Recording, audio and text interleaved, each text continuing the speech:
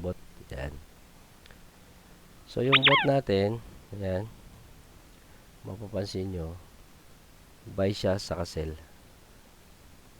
Na buy limit sa sell limit. So, hanggat hindi siya tumatama dyan sa price, hindi siya magti-trade dito sa mga distance na yan. So, dito, meron na rin tayong strategy na malalayo yung trade natin. So, magkaroon naman ng ganyang kalaking trend. Ayan. Example, tong si silver is 2,300 pips. So, safe yung account natin. So, ang design talaga ng EA natin ngayon na version 3 ay pang long term, saka savings account.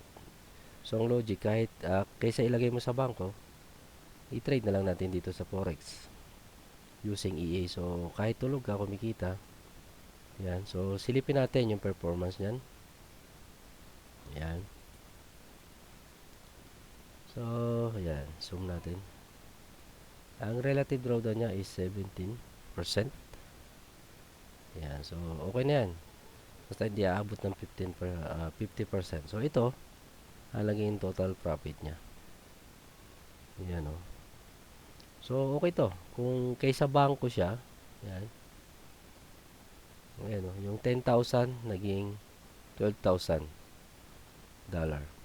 This is cent account, by the way. So, yan.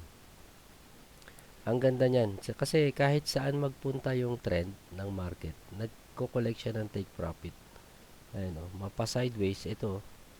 Kita nyo yan. Yan, mga close trade yan, eh. Mapa sideways, mapa big trend. Kumukuha siya ng take profit.